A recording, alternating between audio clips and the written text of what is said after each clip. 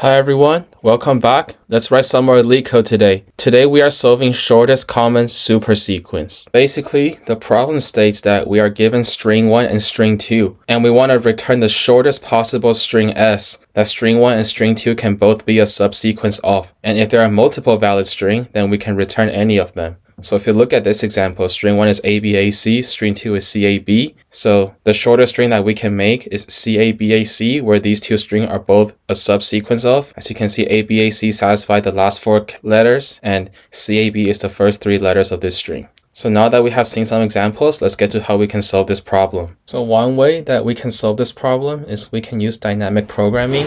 So first we will set up a grid like this, where the number of rows depend on length of string 1 and the number of columns depend on length of string 2. And we will add 1 extra to the length of string 1 and string 2 for the rows and columns. Also, for row 0 and column 0, we want to label the grid in numerical order from 0, 1, 2, 3 all the way to the end of the row and to the end of the column. And then we will start the iteration at row 1 and column 1. What we will do is we will look to the top left of that index and check if the letters at that row and that column are the same. If they are the same, then we will just add 1 to the element on the top left of the index. If not, then we will look at the minimum between what's above and what is to the left, and we will add 1 to the minimum of that. So let's go over this step for this example right now, and then I'll get to the next steps later. We look to top left, C and A are not equal, so we add 1 to the minimum, which is 2. Now we come here, look to top left, A and A are equal, so we just add 1 to 1, which is 2.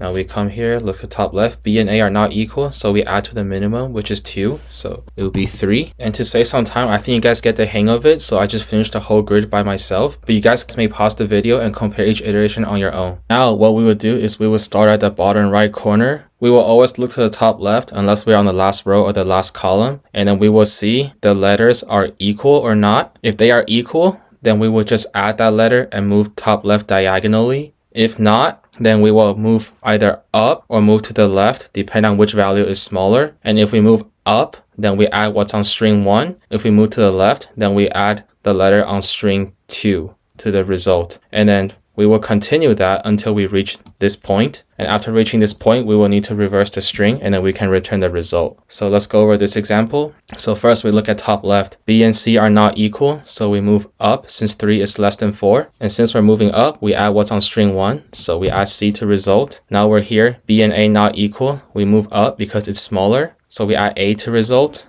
And now B and B are equal. So we will move top to the top left, and we will add B to result. So now that we are here, since we don't look to top left anymore, we will just add whatever is the rest on string 2. So since we're here, we just add A, and then now we come here, we add C.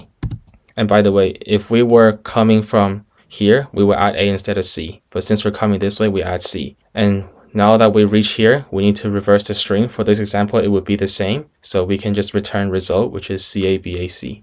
The time complexity would be O of n times m, where n is the number of elements in string 1 and m is the number of elements in string 2, because that is what we will have to loop through. And the space complexity will also be O of n times m because of this 2D grid that we have to make. So now let's get to the coding part.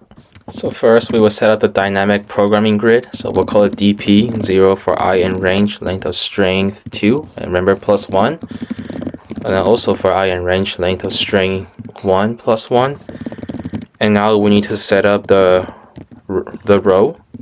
So for row and range, so yeah, the first column, dp row 0 equals row, and we'll do the same for the first row. So for column and range, length of string 2 plus 1, 0 column. And now we're going to loop through the entire grid starting from row 1 column 1. So that's how we can set up the nested for loop. And we will look to the top left and compare them. If they are equal, then we will just add the number on the top left and add it by 1. So plus 1. So dp row of column is equal to dp of row minus 1 and column minus 1 plus 1. If not, then we will just add 1 to the minimum of what's above it and what's on the left of it. Minus 1, and then plus 1. And now we will set up the resulting string, and then row and column will be length of string 1, length of string 2.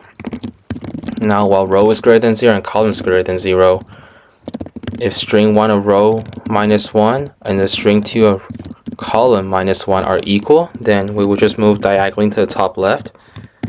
So you can also do string 2 of column minus 1, but then we need to move diagonally.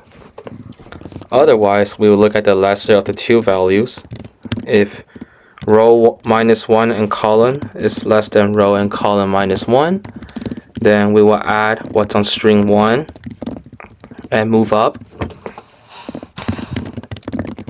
Else, then we will add what's on string 2 and then move left.